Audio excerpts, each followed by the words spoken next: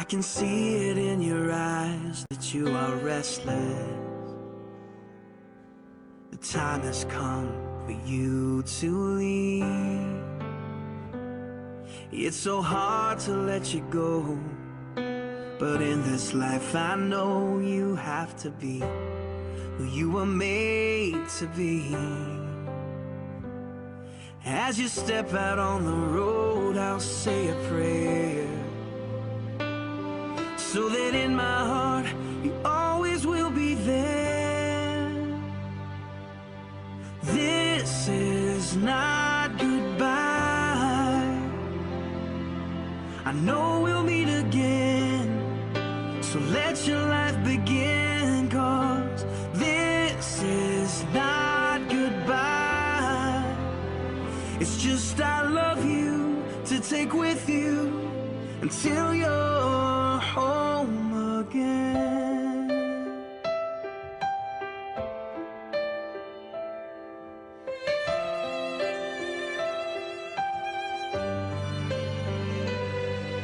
The stirring in your soul has left you wondering, should you stay or turn around? Well, just remember that your dreams, they are a promise, that you were made to change the world. So don't let fear stop you now, 'cause this is not goodbye. I know we'll meet again, so let your life begin, 'cause this is not goodbye. It's just I love you to take with you until you're home again. Oh, I know the brightest star above was created by the one who loved more than we'll ever know, to guide you when you're lost. What started as a still small voice is raging now, and your only choice is to follow who you are. So follow who you are, 'cause this is not goodbye. I know we'll meet again. Oh, this is not goodbye. I know we'll meet again, so let your life begin, 'cause this is not goodbye. It's just I love you to take with you until you're home. It is I love you to take with you until you're home. It is I love you to take with you until you're home again.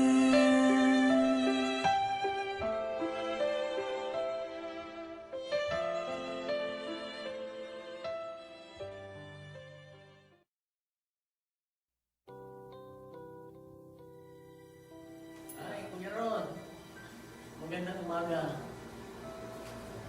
At para sa kuwan, nalulungkot man ako na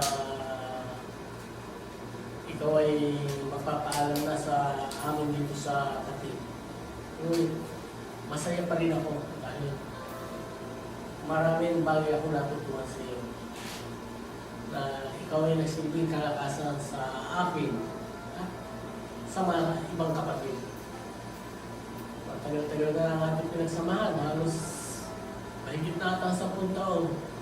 Kanya halos kilala na kita.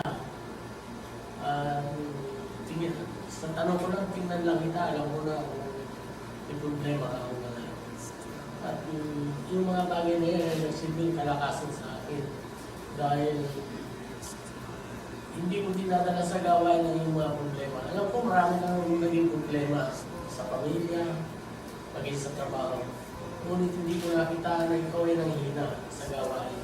Pagkos, binibigyan mo kami ng ayuda upang magpatuloy sa gawain. At ang mga bagay na hindi ko makakalimutan sa iyo ay hindi ka nagreklamo sa kabila ng maraming dumating sa ating buhay, sa ating gawain na mula pa noon, alam mo na yun, ngunit hindi ka nagreklamo.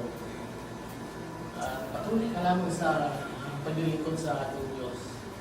Kaya yung mga bagay na yan, Kuya Rod, hindi ko makakalimutan. Palagi ko maalala yan at masakit ba sa loob na tayo ay kakahiwalay, uwi ka sa Pilipinas, ngunit alam ko, kasama ka namin dahil ang ating espiritu ay isa. Masaya ko dahil makakauwi ka na at may magpapatuloy mo na ang paglilingkod sa ating bansa Pilipinas. Siguro, tapos na ang iyong mission dito. Mission na iniata sa iyo ng Panginoon. Ngunit alam mo, itutuloy mo ito sa bansang Pilipinas. Maalala ko lang dati na nagkakaroon ako ng dati sa may panahon ko kasama natin at pinapayuhan mo ako kung anong mga mali sa buhay ko. At paano ko inatama ang lahat ng bagay na dapat. Kaya maraming salamat, Daddy, sa iyong pagmamahal at nagkakaroon ako ng Daddy. Nandito ko naranasan na nagkakaroon ako ng Daddy sa buhay ko. Kabata ako ngayon na may nagmamahal sa akin isang Daddy. Kaya hindi ka makakalimutan. Kasi dito ako nasabi namin ang dahil sa kanila.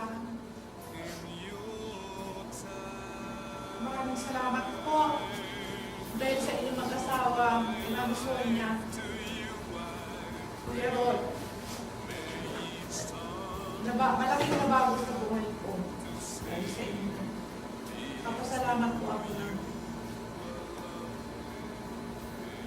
Sana po hindi ko maano kung ano kasi sa tagal namin nagkakasama-sama dito sa church. Ang dami kong natutunan. Maraming salamat po sa inyong dalawa. Salamat po.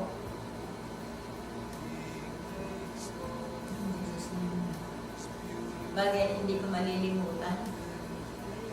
Hindi ko man umiyak na.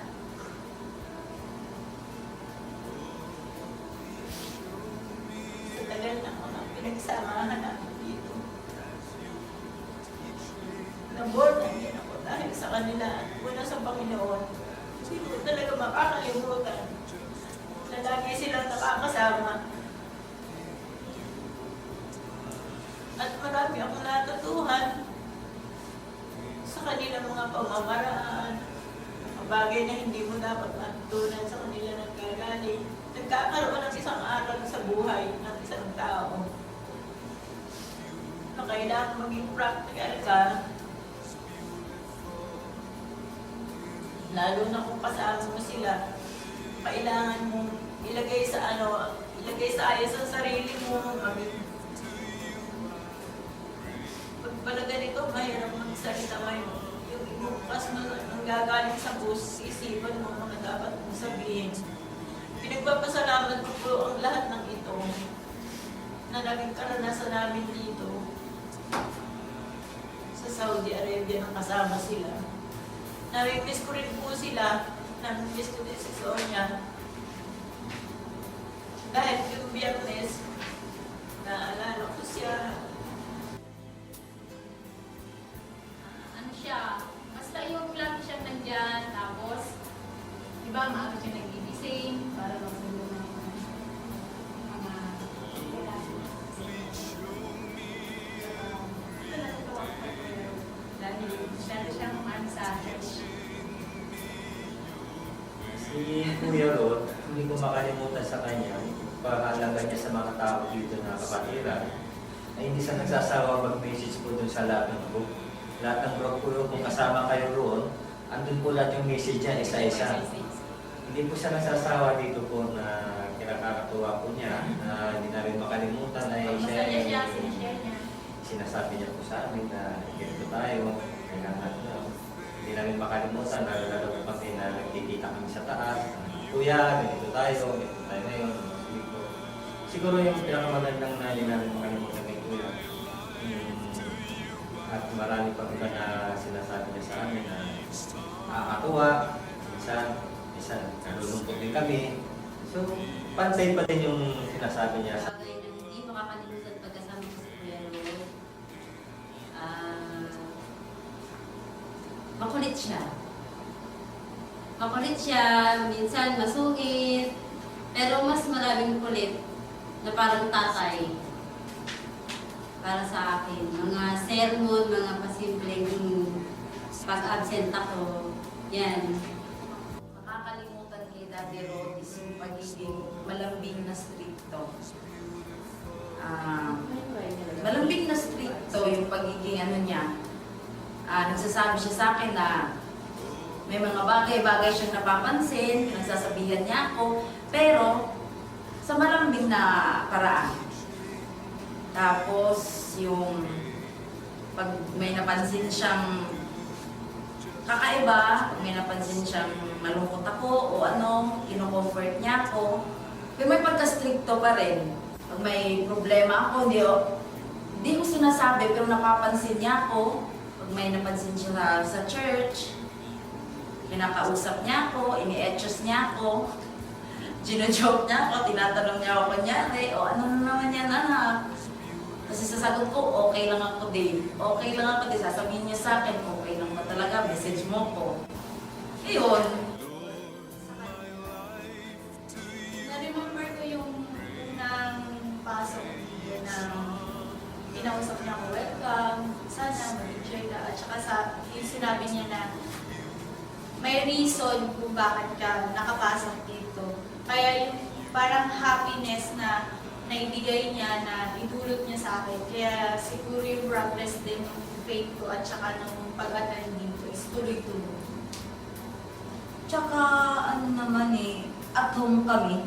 At home kami pag talagang si Daddy Rod yung talagang magsasalita na kahit lang sa unang tingin mo pa lang, parang welcome ka na kaagad anak ang tuwing niya. Na-remember mo na yung naglaro tayo dito Naman. Yun, isa yun sa pinaka-best na ano. Ang saya-saya Kung paano namin. super. Kahit may ginagawa siya. Grabe, ang tawa-tawa. Hindi niya nakakalaga. Wala. Saya Yun na. nire-remind about sa pagiging isang Kristiyano na dapat hindi obedience at actually magsunod sa gusto ng Diyos. Lagi niya ako nire-remind at tinatawagan, nire-message, niya ng supply at tulad ng salita ng Diyos, nag-i-encourage para gawin yung para sa Diyos.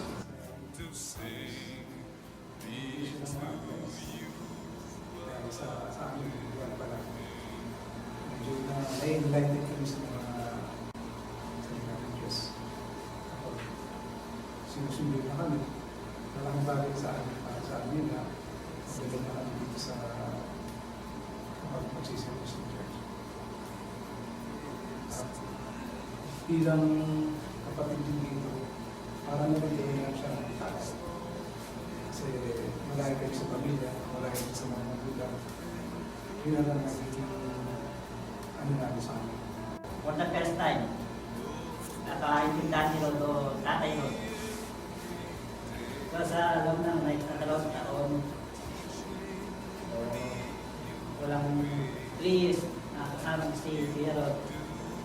Siguro yung magtagang pagsusunod sa amin, nakakasama ko sa mga prayer, sa labas, mga banding namin, tutulong kami rin sa loob ng church.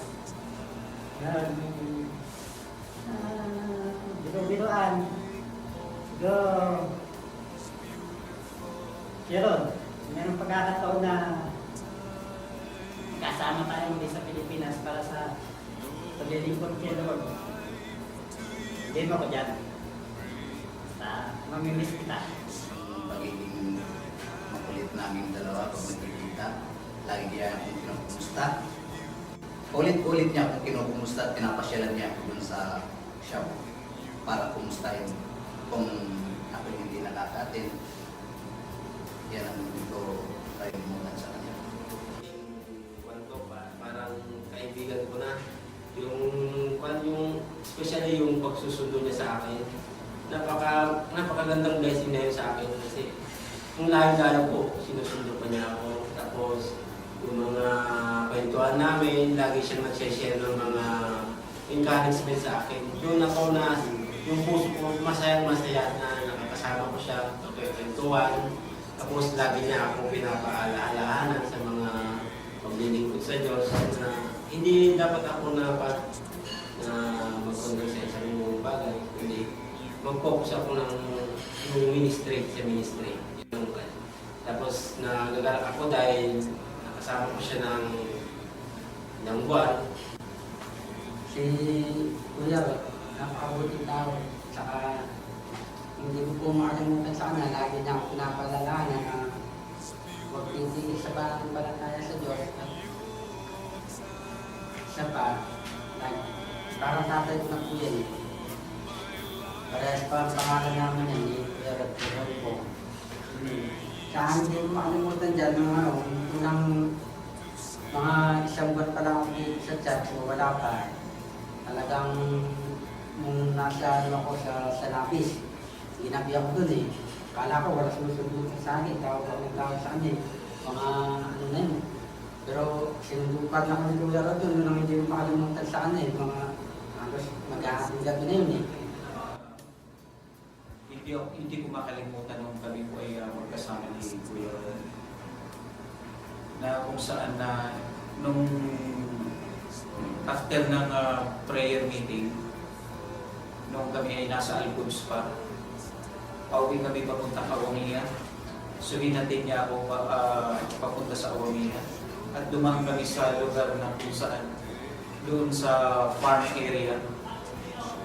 Nung na-checkpoint kami, sa halip na maihatid niya ako sa bahay, wala na pulis ang pumick up sa akin. So ibig sabihin, nakita ko si Kuya Rod, halos hindi niya ako iwanan. So andun yung kanyang pag-aantay na nagbabaka sakali na baka mapalaya ako. Pero hanggang sa umaalis na yung patrol car, nakita ko pa rin po siya na andun pa rin nakatibid ng kanyang sasakyan. So, talagang naroon yung kanyang pagpapahalaga, nandun yung kanyang pagmamahal, na kung saan sa kabila noon, hindi niya ako iniwan. Napansin ko yan dahil palagi ako niyang sinusundo kahit time na niyang magpahinga sa mga oras na yon, pero dahil sa Panginoon sinusundo niya ako. Salamat sa Panginoon dahil siya ang kuya ko na nagbigay din sa akin ng lakas mula pa noon nag-umpisa siya sa Panginoon dito sa Katib sa gawain ng Panginoon. Salamat sa buhay niya na nagiging blessing sa buhay ko, minsan buhay sa lahat na mga kapatiran dito sa Katib. Nang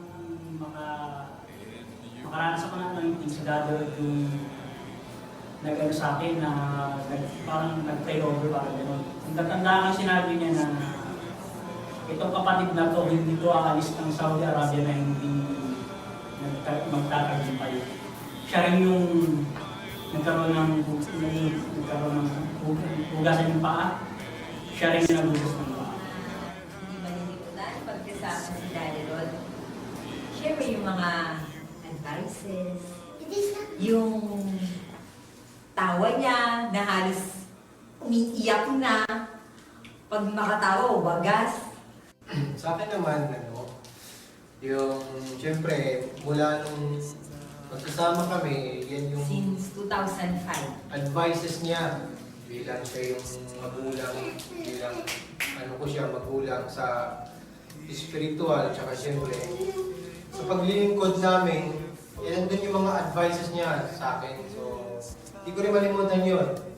And siyempre, yung sa paglilingkod namin, nandun yung katatagan, kahit nga yung sabi nga kahit iwanan tayo ng iba, basta patuloy, lingkod lang ng lingkod, yun lang hindi ko makalimutan.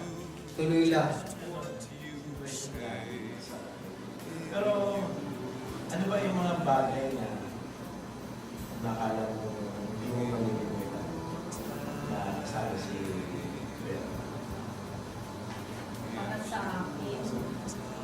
sa akin, ang hindi ko malilimutan kay Pero yung dating niya na siya yung tatay na inabutan natin dito sa Patid. Kung tayo ay Lord, at nakita ko sa kanya yung humbleness, bilang tatay na mabait din. Siya yung masipag na tatay na talagang umaaruga sa kanyang mga anak. Okay naman, pareho din ng observation mo. Si Kuya Rod ay isang bagay na hindi makakalimutan. Tumatak sa akin. Yung una ko nakita siya, sabi ko parang si Peter. Parang bato-bato ang tingnan. Matapang. Pero malambot ang puso. Yan si Kuya Rod. Tsaka nakita ko yung quality sa kanya. He's a man of God. Prayerful. May passion sa Word of God. Meron siyang passion mayroon siyang compassion sa mga loso. Pati masabi yun kasi, in every situation na kahit na wala tayo rito, siya halos yung nakikita ko na pwede mong asahan. More than a Timothy, siya yung pwede mong pagtiwalaan ng gawain.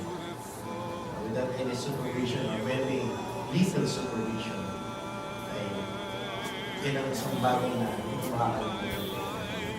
When it comes to handle ng ministry, bitaw niya ang Word of God, may boldness, nandun yung courage, nandun din yung anointing ng Panginoon.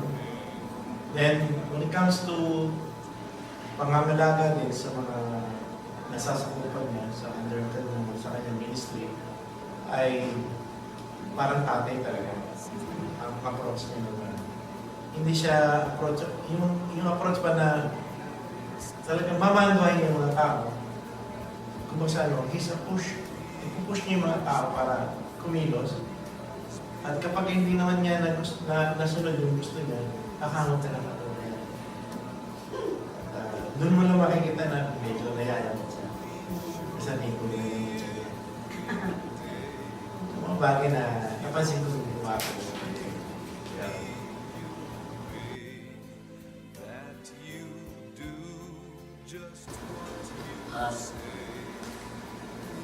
Maraming salamat sa inyo mga na nakasama ka namin na kamahagi sa gawain ng Panginoon dito sa atin. Nakalulungkot man, ngunit talagang gano'n ang buhay. Hindi tayo permanent dito sa lugar na ito dahil tayo ay nagtatrabaho lang dito. Hindi tayo sa bansaan. Naniniwala ko na makikita pa tayo. I believe na patuloy ka ng yan. Nakikita pa rin tayo sa bansang Pilipinas. Tuwan sa akin, nakita tayo at nakakilala tayo kaya sa ating bansa. Kaya, bawal na kailangan ko yan at susunod kami. Salamat Kuya Rod. Kasi dahil sa inyo, malaking pinagbago ng buhay. Alam ko kung pag-alis niyo po rito, darating ang araw magtatagpo-tagpuin pa rin tayo ng Lord Jesus. Maraming salamat po sa buhay ng dalawa. Kuya Rod, Ate Sonia. Maraming salamat po. God bless po. Maraming salamat Kuya Rod kasi lagi ka namin kasama, pati si Ate Sonia. Hindi namin malilimutan lahat ng mga naranasan namin magmula sa inyong dalawa. Pinagpapasalamat po namin ito ng marami. Naway i-bless kayo ni God. Pasalamat po kami kay Kuya. Sa una-una po ay pinanalayan po kami niya para sinama niya na nga kami sa nagiging pinaanak na kami rito sa church na ito. Papasalamat po kay Kuya dahil napakauputi niya po sa amin. Nalala kay God. Maraming salamat po Kuya sa ginawa po sa amin. Nakabigyan po. Magtawa na naman tayo naging kasama po ang lahat ng mabuti sa atin po ay papasalamat po. Salamat po at ikaw ang naging nanay namin sa BSA. Salamat Kuya Rod kasi ikaw yung reason bakit ako nandito sa JIN Katip. At saka pagka-absent ulit ako, ikaw yung humihira sa akin para magsimba, magpaalala na Friday na naman, kailangan ng presence ko sa church, at least kahit paano nakakauwa. Salamat, Daddy Rod, kasi naging parte ka din naging malaking parte ka na rin ng buhay ko kasi nga naging tatay-tatayan kita dito. Salamat po sa mga advice mo sa akin, sa pag-i-encourage mo sa akin, sa mga bagay-bagay na medyo nalalabuan ako, na nahihirapan akong intindihin yung mga bagay-bagay na nangyayari sa buhay ko. And sa pag-i-enlighten po sa akin sa church, sa ministry, lalo na po sa mga nangyayari. Thank you po ng marami, ng bonggang-bongga. Salamat Kuya Rod kasi dahil sa konting panahon, nakasama ka po namin, nakita po namin na napakabuti ng puso mo at yung ginagawa mo sa Panginoon will bless you more and more. Pagpapalain ka ng Panginoon. Salamat Kuya Rod. I believe hindi pa tapos ang Panginoon sa iyo. I believe na doon sa Pilipinas, patuloy pa rin Kuya Rod. Nagpapasalamat ako sa iyo Kuya Rod dahil ikaw yung nagbigay ng encouragement also sa buhay ko. And salamat sa pagiging tatay sa amin. Ginagamit ka ng Panginoon. Kaya more blessing sa iyo po pag-uwi. Salamat Daddy Rod kasi siguro kung hindi ka bakit at laging napasyalan ko sa siya. Siguro wala ako rito. Salamat po. Salamat po Kuya Rod kasi ang bait-bait mo sa akin. Hindi mo man lang inisip yung pagod mo na yung oras mo na sumusunod sa akin na patient ka na maghintay sa akin. Minsan, pasensya na nililate ako bumaba. Nililate ako bumangon. Pero napakabait mo Kuya. Salamat talaga sa kabutihan ng iyong puso. Ganun rin ako, magpapasalamat ako kay Kuya Rod. Sana magtuloy-tuloy ang biyaya sa buhay mo hanggang sa Pilipinas. Maraming blessing, pagpapala. Kasama mo si Lord. Kasama natin si Lord. Salamat Kuya Rod. Salamat Kuya Rod kasi talagang pinagtiyagaan mo ako mula sa Awamia, maging sa Damam. Kumbaga, hindi mo inisip yung layo eh. Ano pa rin yung pagtitiyaga mo, pagtitiis mo, pagpupuyat mo. So, isang malaking bagay sa buhay ko na naging halimbawa ka na ibinigay sa akin ng Diyos upang ako rin ay maging matatag na kagaya ng ginagawa mo sa paglilingkod. Maraming salamat din sa mga advice na kung saan naging kalakasan ko rin na siya nagpapatatag sa akin sa pagpapatuloy sa ministeryo na pinagkatiwala sa atin ng Diyos.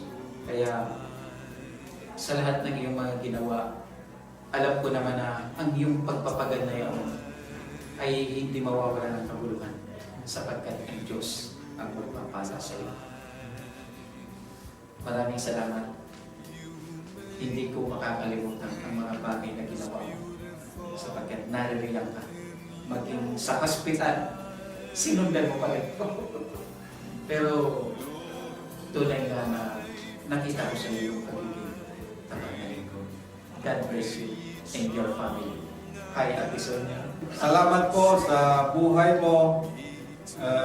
Nagiging blessing ka sa buhay ko, sa aming lahat dito sa pamilya ng Jesus Lord Church in Cavite. Puri ng Panginoon sa Diyos ang lahat na papuri. Salamat, Daddy Rod. Alam kong malaking tiwala mo sa pinaparamdam mo na may tiwala ka sa akin, na pinupush mo na lagi mo parang masyado mo sabi, Gary, kaya mo yan.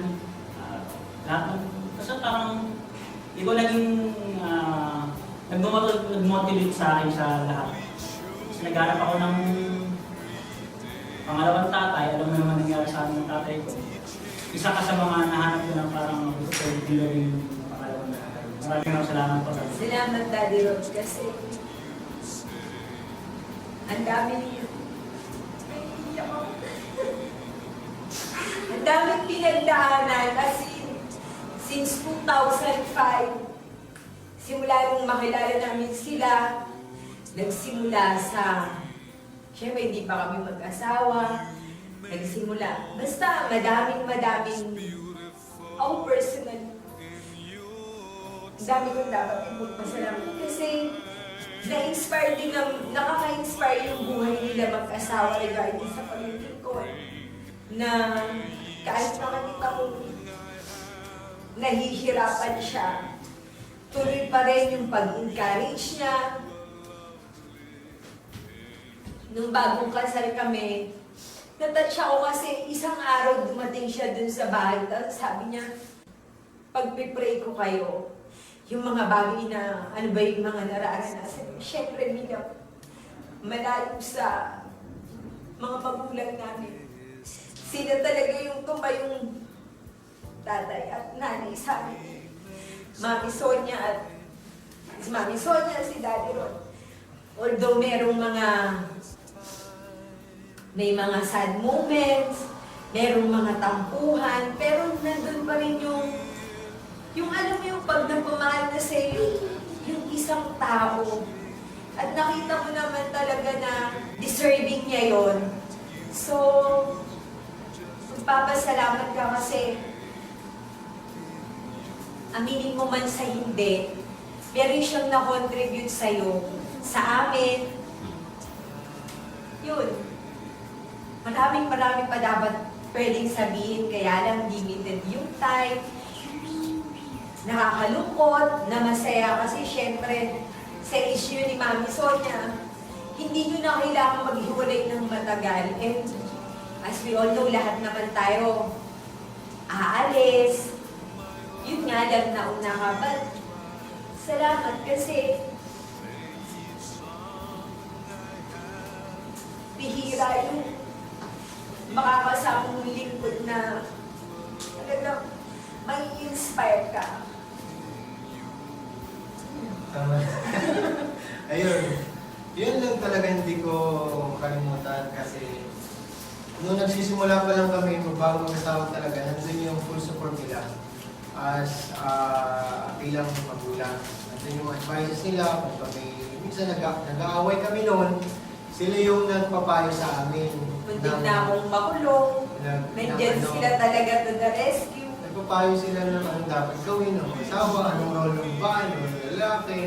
Until nga sabi niya na muntik na siya makulong, nandun yung support nila. Kahit Up to may the pasok precinct, sila. hanggang sa presinto, nandun sila. Kaya yun. Hindi namin malimutan yun. So, talagang panahon lang yan, sabi mo. Weather lang yan. So, ganun. So, salamat sa iyo, Kuya.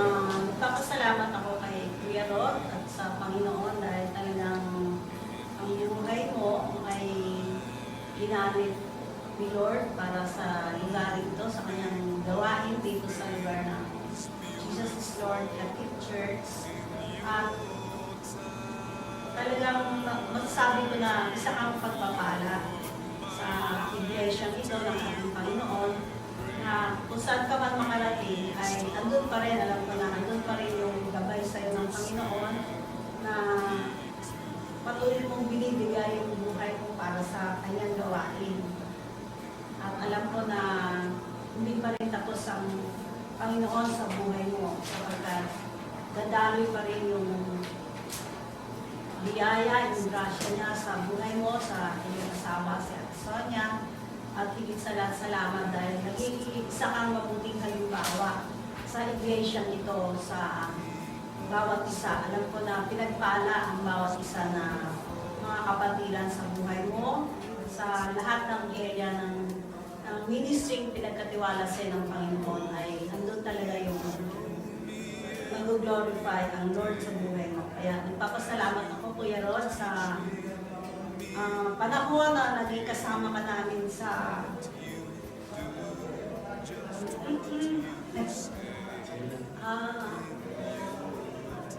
sabi namin nakakalungkot dahil hindi ka na namin makakasama. Pero masaya pa rin kami dahil saan man tayo dali ng Panginoon, sa kami dali ng Panginoon. Alam ko na magpapatuloy ka na maglilingkod sa Kanya dahil alam ko na siya na talagang katuwang Kanya sa lahat sa ministry ng Jesus is Lord kami. At alam ko nga na talagang lahat ng bagay ay may walang permanent sa paglilingkod sa Panginoon. Siguro ang permanent lang is yung pag nandun na tayo sa kaharian ng ating Panginoon, yun lang. Kaya nga, magpatuloy ka, maging malakas ka sa Panginoon at maging patuloy na pagpala sa buhay ng bawat isa. Salamat. God bless. Yes, tuloy nga. Same feeling. Talagang, sabi ko kanina ng may sign, sometimes it's sad, sometimes it is happy. Meron isang kagaya ni Kuya Rod, naglingkod, nakasama mo sa ministry.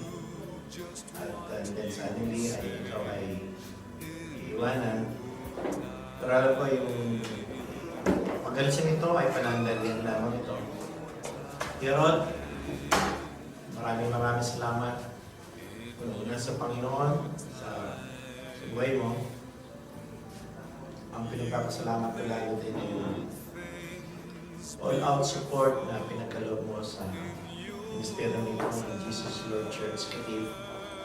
Hindi lang sa body, kundi as a pastor. Parang hindi lang ako, dahil ako yung bago makakuwi, ako yung biling pastor na nakasama mo.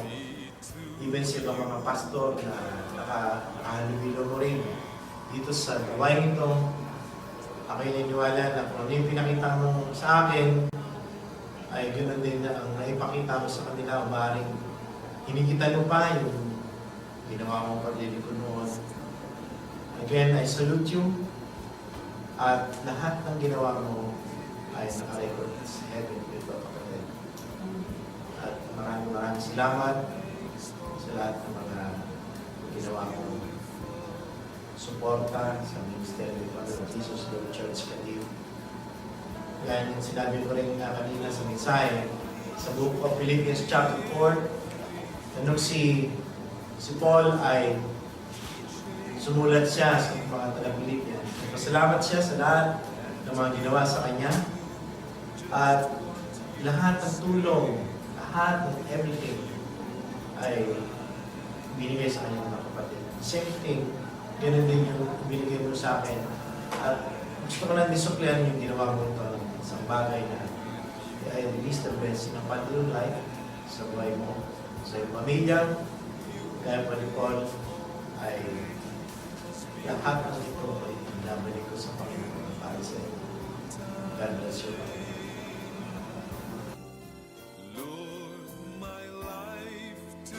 Salamat Kuya Ron sa mga pangil na ginawa mo sa aming buhay. Salamat at naging inspirasyon ka. Ikaw ay isang buhay na patutuo sa aming buhay.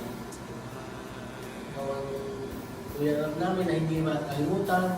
Kuya Ron na minsan ay pinangalanan ko Danbasa ng Pilipinas. Ngayon naman, bato.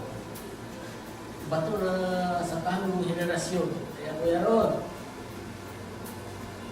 maraming salamat sa kalakasan palagi mo sinasabi sa akin. Magpatuloy lamang sa Panginoon. At maraming pang bagay na dapat ako magpasalamat sa iyo. Alam mo na yun, hindi kita makalimutan. Kayo ng iyong pamilya. Salamat. Maraming salamat po, Kuya Rod, sa buhay mo at kay Ate Sonia. Maraming salamat po, Kuya Rod. Salamat po. Maraming salamat po sa buhay mo, Kuya Rod. Maraming salamat po sa buhay mo. Maraming salamat po sa buhay mo, Daddy Rod. Maraming salamat po sa buhay mo. Maraming salamat sa buhay mo. Maraming salamat po sa buhay mo. Maraming salamat po sa buhay mo! Maraming salamat. Maraming salamat po sa buhay mo, Kuya. Maraming salamat sa buhay mo. Maraming salamat sa buhay mo. Maraming salamat po sa buhay mo. Maraming salamat